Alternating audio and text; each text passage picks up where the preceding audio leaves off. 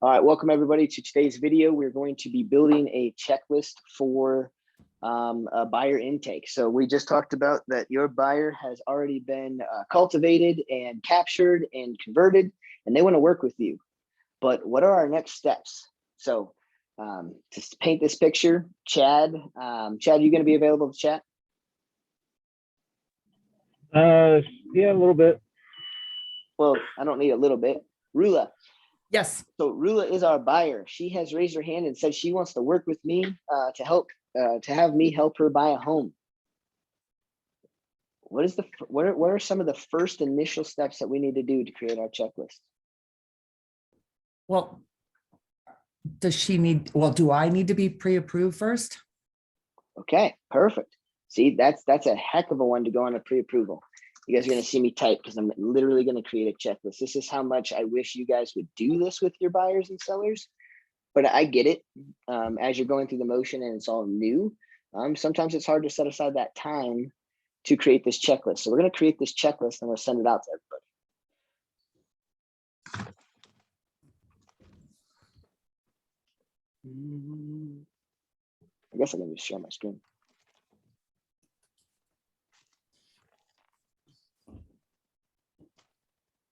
All right, lender approval.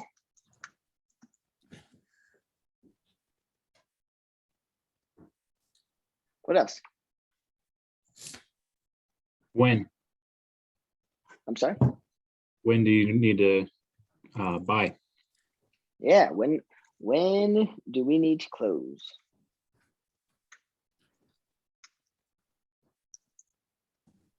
Have you already set up their search site? Perfect.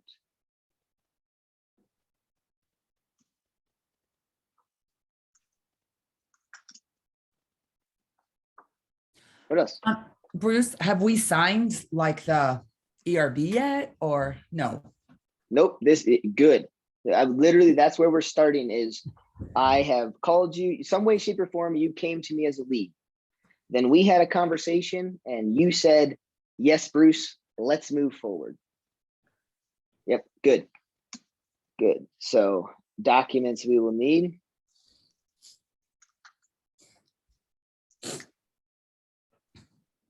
What about price?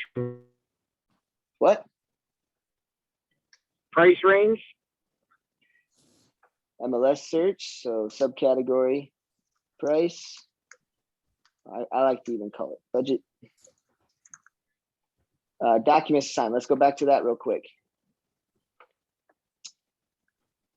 ERB, what else? What's required for us to have them sign? The buyer advisory, and then Yeah. the COVID one if you're shopping in like Larimer or Boulder. COVID is everywhere. Isn't there also a Keller Williams one that they have to sign to? That's the one I'm talking about. So the COVID buyer advisory is our internal office disclosure. And so I don't care what county you're in, our office still has the policy that needs to be signed by the buyer. No, there's another one. There's a few out there, but I'm telling you for your direct compliance, Yeah. it's those three. Okay. There's a few COVID disclosures and addendums and da. Our office's attorney requires us, and most like Remax, all of like Remax and Coldwell, all the big brokerages, they all have to have the COVID buyer advisory. Doesn't matter what county you're in. I thought there was just a fourth document that needs to be signed. Is like a requirement. All right, what is it? Oh, I thought that's what you were talking on. I didn't think you were talking on different COVID. I know there's a disclosure. Brokerage. Yep, brokerage disclosure. That's what I was trying to. Yeah, and then he started talking about different COVID advisories. I was like, I think she's talking about a different document. Not Thank you. Yeah, I was talking about the Keller Williams one. Yeah. Okay, and that's where I got confused because this is a Keller Williams one. Everybody knows that, right? Yes. Right. Okay, cool. So what are the two different types of documents that we have? We have our Advisories. office brokerages we have our offices, brokerages, things, and then we have CREC. Those two things are for our compliance files. When do you need a brokerage disclosure? Wait, a brokerage disclosure to buyer? Yep.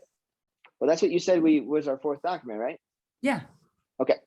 What are some situations in which we need that document, and what are some situations in which it becomes optional? Isn't it, Bruce? Like, I think I had to sign this for my people because I'm treating them as a customer. So I had to have, because I have my sellers and then I have my customers because I'm helping the buyers. Don't you need that? Wouldn't it fall underneath that? I didn't know who said that, but that was perfect. It was me, Brittany. Hey, Brittany. Would it be, Beautiful. Bruce? I'm sorry, would it be to like define the relationships, the working relationships between the buyer and seller and explain what your duties are, I guess, like when it's. That's exactly what the document is. But Oh. why do some files have to have it, and why do some files don't, it's optional? Excuse me. If you don't go over the ERB or sign the ERB with them when you're meeting with them, then you have to get them to sign the brokerage disclosure. Exactly. And you don't have to get them to sign the brokerage disclosure. What you need is proof that you've given them the brokerage disclosure. The ideal situation. So Tyler hit the nail on the head. Let me write this in, and then we'll discuss it a little bit.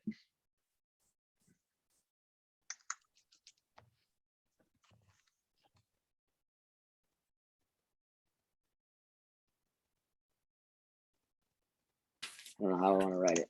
Isn't able to be. Yeah, Tyler, you hit the nail on the head. Okay, so the setup is we have Rula. She raised her hand. She wants to buy a home with me. We need to get some disclosures out to her and some things like that, right? When do we typically, present or talk about these contracts and disclosures? Well, after they told you they wanted to have you sell their or help them buy a house. Right. And when should we be bringing these things up? That's right after the buyer's consultation. You've gone through identifying their needs and going through your packet and everything like that. It has to be before they sign the ERB. No. Has to be before? What do you mean? Well, you want them to be. I mean, you want them to be informed before they sign the exclusive right to buy with you, so that they have the option. Maybe not. No, I send them all over at the same I time. think I Yeah, follow I you. said- I'm getting lost in your question, I think. So Tyler's in my world, Tyler's the closest here. I think we're all on the same page, but let's just define it clearly. When you first sit down, so Rula raises her hand, she wants to buy a home with me. The next step for me is going to be setting up a buyer's consult with her. If she refuses a buyer's consultation with her, I still need to explain why and what our working relationships are. And that's why a broker's disclosure then will need to be sent. So if she says, yeah, let's set up a time to do a buyer consultation, I'm probably not sending over a broker's disclosure just yet. I'm going to meet with her, sit down with her, go through her buyer's consultation, and then get the ERB signed. If I can get the ERB signed in the first meeting that I meet with her to discuss her needs and wants, then I don't need a broker's disclosure. It's best to send them one so that way you can cover your butt, but you don't need it, okay? Because in the ERB, it tells you, because you select how you're going to represent them, and it shows them and tells them exactly what your duties are to them. So if Rula doesn't want a buyer's consultation, I'm going to say, that's no problem. I'm going to go ahead and send you everything that we would have to review through our buyer's consultation. I'm going to send you over a loyalty agreement, a buyer advisory, and a COVID advisory, and also kind of working definitions of how you and I could be working together, and that's called a broker's disclosure. And so then I would send her everything. I think that's what you were meaning, Lisa, right? Yes, that was it. Okay, perfect. So if you get lost, just send all 4. You cannot be wrong sending all 4. Okay. I wish they would just make them all mandatory. What else needs signed? Good. There's nothing mandatory right now. I will tell you that part of our leadership meeting yesterday, who knows what a affiliated business arrangement disclosure is or looks like? That's when we have like a mortgage company that we're working with that's affiliated with Keller Williams or a lender. So Perfect. that would be an ABA. Perfect. Do you guys know why we don't have an ABA for our in-house insurance and lending companies right now? Perfect. Because we will classify them as in-house because they have an office here. They just pay rent. When the office directly benefits from their production, that's when you need a RESPA form called an ABA or an affiliated business arrangement. Right now, we just charge simple home loans and simple loans rent. So because we charge them rent, they are a separate entity, but we are working with them to figure out a way. You guys are starting to see some contests come out and things like that. When we start into the new year, well, it's not directly, but part of our leadership meeting yesterday was we are going to get an ABA going for simple home loans, simple insurance, Savannah's TC company, and then our renovation company. And so I'm just going to go ahead and put this on our checklist because this will be something that will be required by the office here relatively soon as we negotiate with these companies to honestly provide more income to the offices so that way we can have more profit share be pushed out. It's been a plan in motion for a while, but I'm going to go ahead and put this on our checklist today. Hey, Bruce, I have a question. This is going to sound really weird. Can you make your font a little bit bigger on your screen? No, I appreciate all feedback. Oh, sorry, I can barely see it. Oh, that's better. Even that's better. Perfect. Nice. Thank you. I know I saw Rula put on her glasses. Tyler's nose is smack up into the thing. I'm like, I can't see that. Okay. Oh yeah, please let me know because if I'm recording this, I want people that are watching this to be able to see it.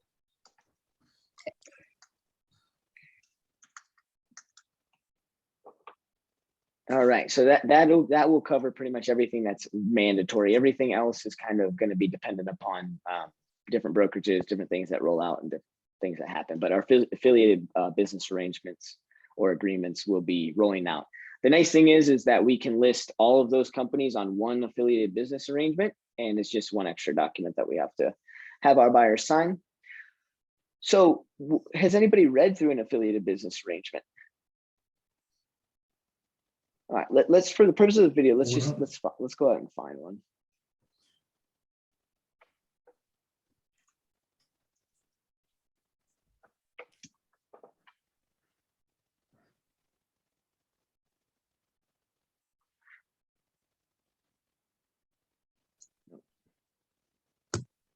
Well, that didn't work.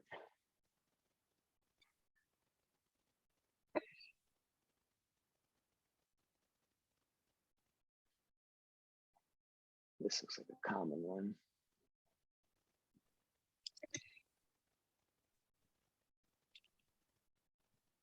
Oh, Whoa. All right.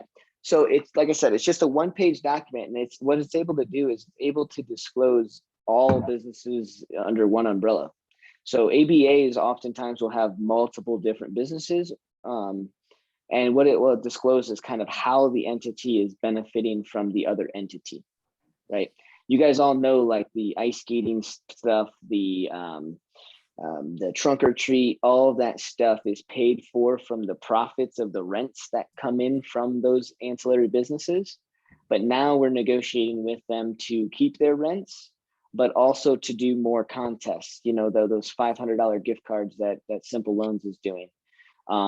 Marcus's business is working on a spot at Top Golf, so we can have a bay to take agents out to do that. And so as we grow and as we ask those businesses for more money and more contests, we start to then be under that umbrella of benefiting from those businesses. Rent is not necessarily a benefit. It's a cost to obtain a space. But now we will have to run into these different documents. So it's a simple document. It looks a little wordy, but one of the things that I always get asked from my buyers is why do I have to sign this if I'm not using any of those companies? The key is that it's a disclosure, right? So when we're describing or having our people sign disclosures, we are telling them that we're just disclosing information. We're not committing them to anything. That's the way you kind of want to use your words. Hey, by signing this, you're not committing to any of these companies. By signing this, it's showing you that I'm letting you know that if you were to use these companies, our office benefits from them, so we can put on different agent events and client events. That's simply how I discuss it. That's the one-line script. That's all you ever really need. And if anybody has any additional questions about it, what do you say? Just like all these other documents, Mr. and Mrs. Buyer, you know, this is kind of the way I understand it, but this is a legal form. If you want to hire an attorney, you have every right to do so, to review the exclusive right to buy, the buyer's advisory, the disclosure, blah, blah, blah, blah, blah. Cool. That's a topic that we'll keep bringing up because it's new to our office. Many offices have ABAs. We just have never needed to, and we are going to start. What else? We got our nice checklist going. What's a major thing that we're missing right here?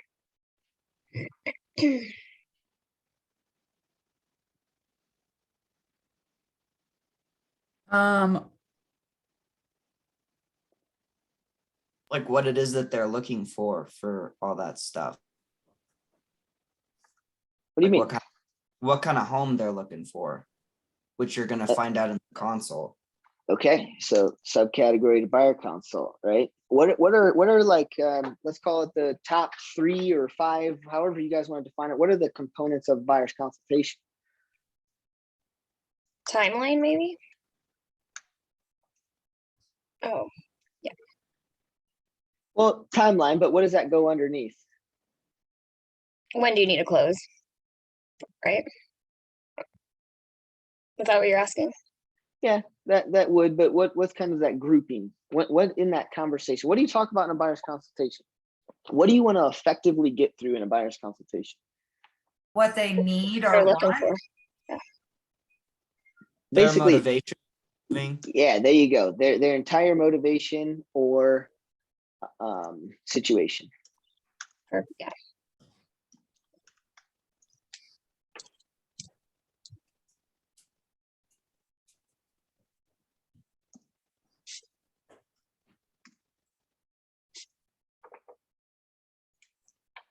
What else? So we got search criteria, motivation, and situation.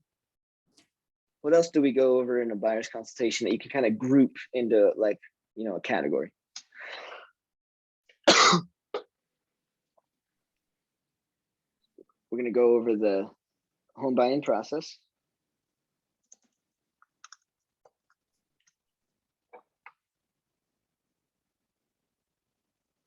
Anything else?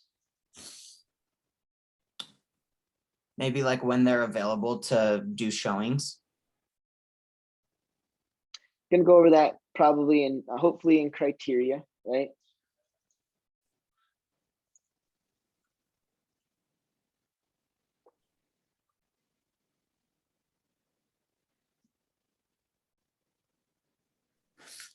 I mean, I didn't do this the last couple times, but maybe why you're the best person for them. Great job, Mila. Great job.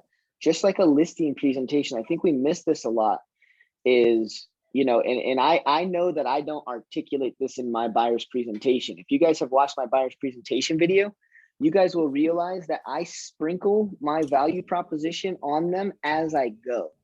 I don't really have a segment for touting me, but Rula hit the nail on the head. In your buyer consultation, whether it's a segment of it or whether it's something you do kind of throughout the conversation, you've got to explain to them why you're the best person. I call it my value proposition. Home buying Also, you process. should, Go ahead. I was just gonna say, making sure to begin it with just asking what sort of, you know, big questions they have swirling around their head, what kind of burning questions they have, so you can see what's most important to them. That's exactly how I start every buyer consultation.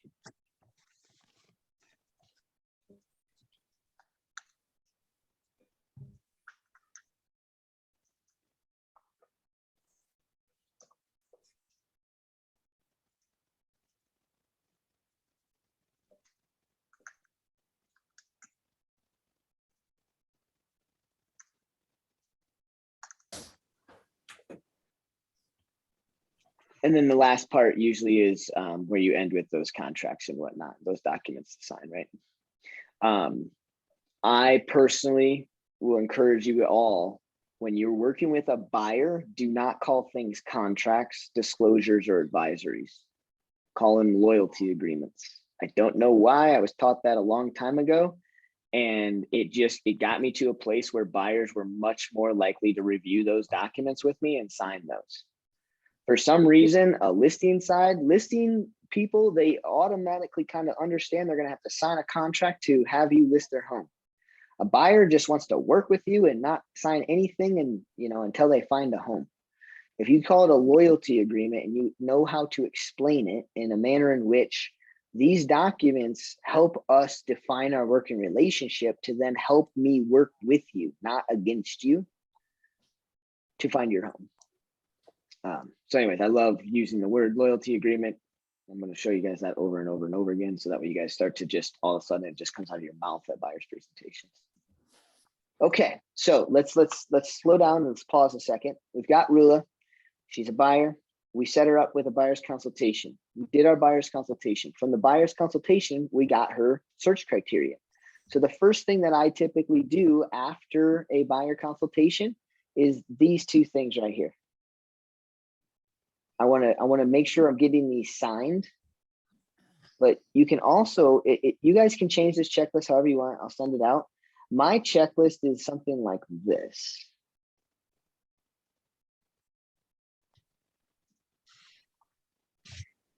Yeah, I don't think we put them in a CRM or anything yet, right? Ah, you hit, yes. That was the question I was Or asking where you earlier. found them, or where That you was found. Exactly. That was the question I was asking earlier. I like to have these in two categories: documents to create, so that way I know I'm creating the right things for my buyer's consultation. And then I still like to have it on a checklist, or you can have it in one spot and then just put check boxes by it. But you guys, there's a big population of people out there that won't sign all documents at one time. They'll go through and sign disclosures, but then the exclusive right to buy is too long to read at that moment. They'll do it later. And all of a sudden you get to the place where you're under contract, you're getting ready to close, you're submitting everything to the compliance file, and Abby or yourself realizes, holy crap, like I created this. I knew they signed some things, but they didn't sign everything. So creating a checklist of everything they need to sign and then spot checking that. So, if they sign everything but the exclusive right to buy, then that checkbox isn't checked. So then constantly go back to them and figure out how you can get that thing signed. Yes, the absolute number one thing is to track where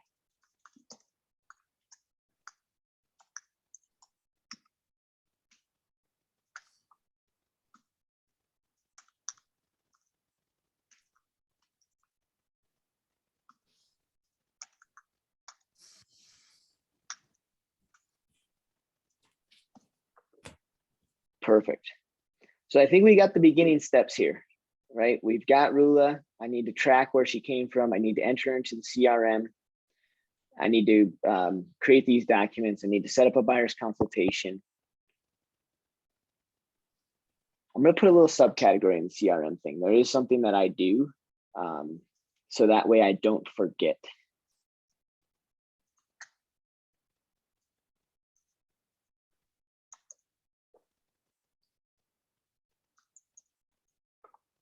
What in the world?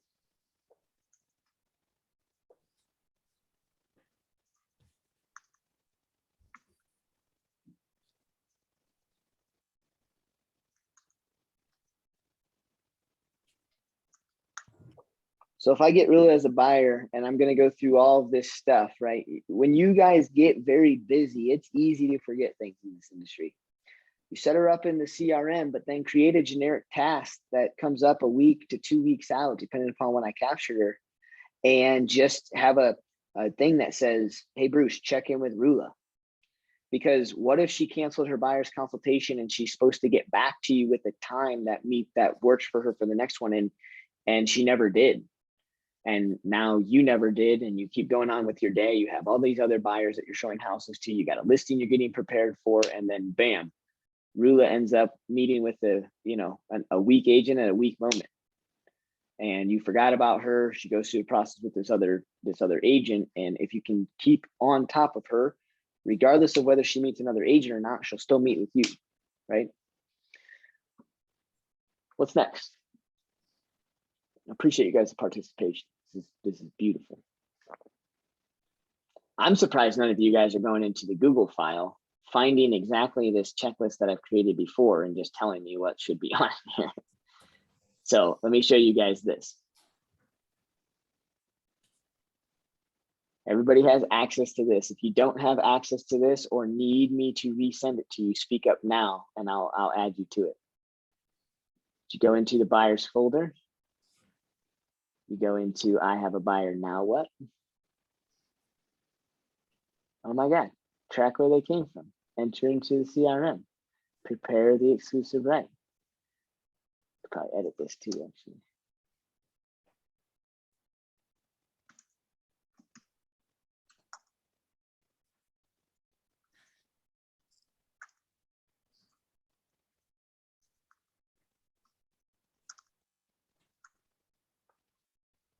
So this one is a little bit more robust. It has videos in there, how to prepare the exclusive right to buy. Here's a sample video of my buyer's presentation. A couple different more explanation type of things, right? So we've got Rula, we've got everything going on in the CRM, we've got the disclosures and documents signed, we've had our buyer's consultation. As soon as I get out of a buyer's consultation, I know what she's looking for now. How many of you guys, let's pause for a second. How many of you guys get or have gotten trapped or whatever you want to call it, where somebody wants to tell you their criteria over the phone before the buyer's consultation? Okay, be careful, it'll happen. You're going to have to decide whether or not you want to run your buyers that way. What I'm getting at, you guys, is you want to make sure that your selling system and your buyer system is the exact same way every single time, so you don't mess up. I have chosen to only get buyers' criteria at the buyer consultation. I use that as leverage to meet with me. So if somebody says, hey, Bruce, I just want a 3-bed, 2-bed house, I say, hey, hang on a second. We're going to discuss that at our buyer's consultation. Now, I know that you want a search set up and I know you want to be able to look at some things, but we don't have lending in order. So all the effort, time, and energy that you would want me to put into your search without being pre-approved could be something where we start to put the cart in front of the horse. And I don't know about you, but I've never found any buyer be able to pull the trigger on a house unless they had financial pre-approval. So why don't we do this? I'm going to get you my lender's contact information. Reach out to them before our meeting to see if you can get pre-approved. And then when we sit down at our meeting, we'll go over your criteria for a home. part of the other reason, Rula, that I really can't get into this conversation right now is because I need to get going in the next 10 to 15 minutes. And asking you about everything that you want to find in a home should take longer than 10 to 15 minutes, right? This is a big purchase for you, correct? Yeah. Well, I need to, I definitely need to make sure that we have some time and I ask all of the right questions. So that way I set up your search properly. You see, I average showing about 5 to 7 homes to every one of my buyers before they pull the trigger on a house.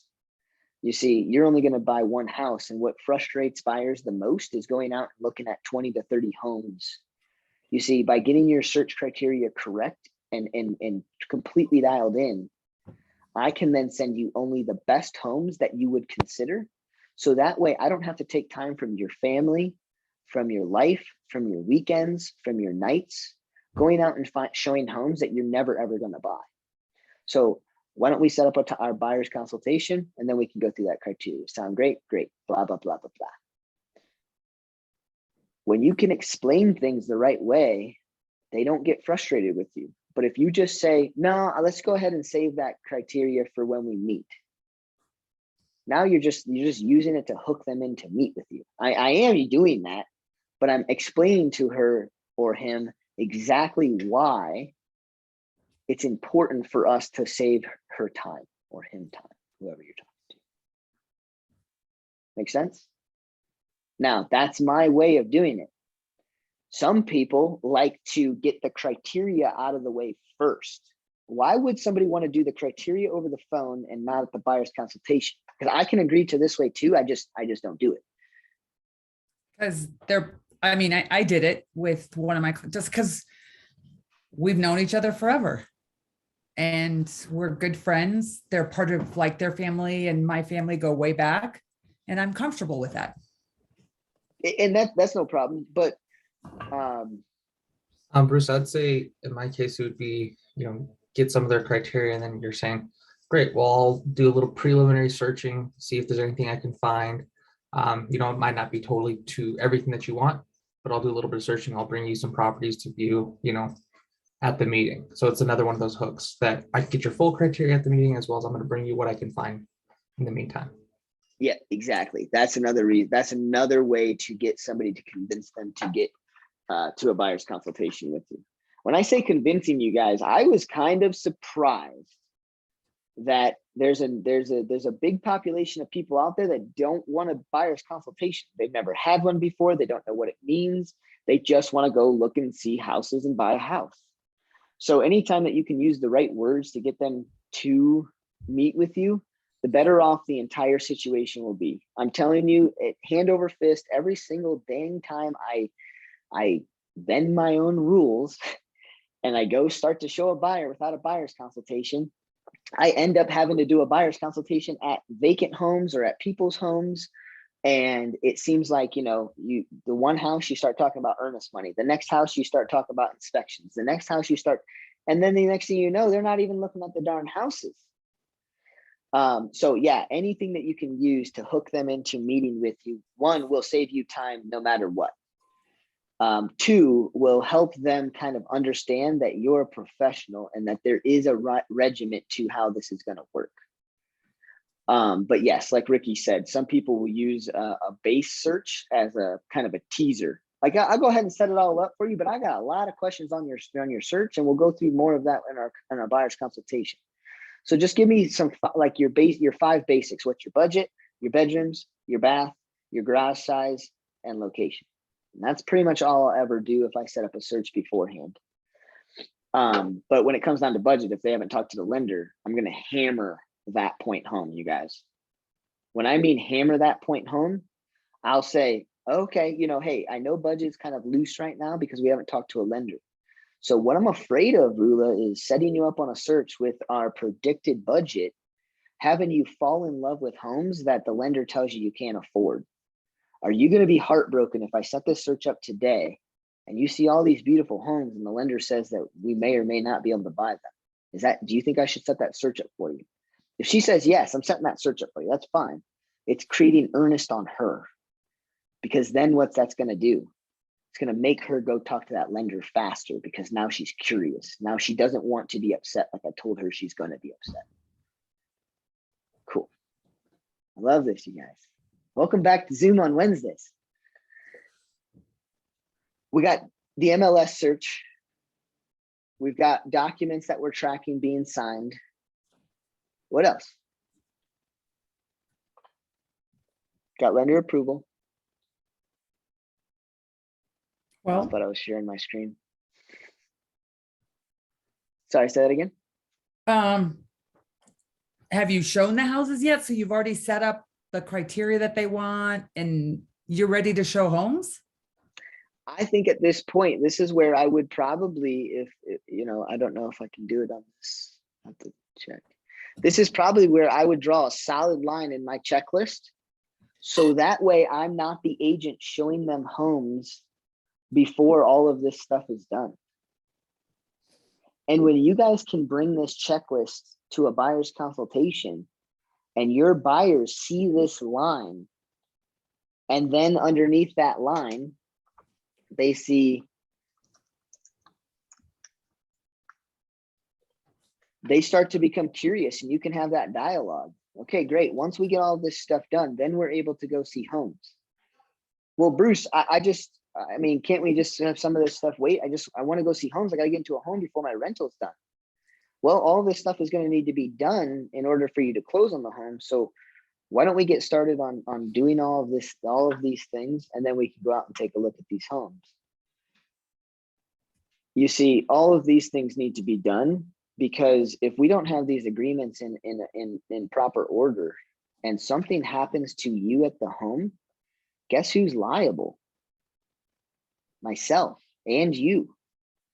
I don't know about you, but if you fall through the stairs at a home, wouldn't you want my insurance to be able to kind of help cover you? Well, see, that's why we need to have all of these disclosures and different things in place. You see, we're in somebody else's home. I know that it's a home that you may buy, but the fact of the matter is it's not your home. And so we need to have all of our proper parameters in place in order for all of us to, you know, stay away from trouble. Does that make sense? Great. Do this. We'll see some homes. It's 9:52. We have another class that I really want everybody to jump on. Maria Scott needs access.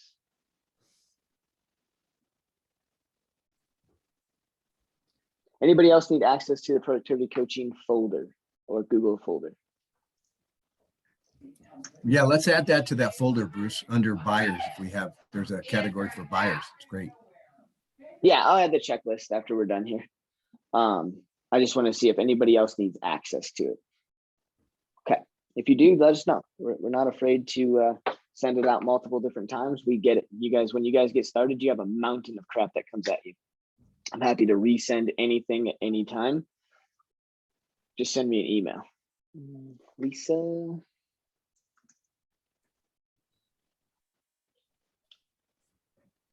All right, before we end this recording, what are the kind of burning questions you guys have about buyers? Did this help? Do we need more things like this? Okay, so we're going to kind of go along with that kind of stance. One of the next pieces that we'll do will be showing homes, right? Taking where we left off today and basically going through the process of how do you show homes? What do you say? What kind of interactions do you have with other agent, other homes? What happens if the key's not in the lockbox? What happens if your buyer does fall through the stairs? What happens if what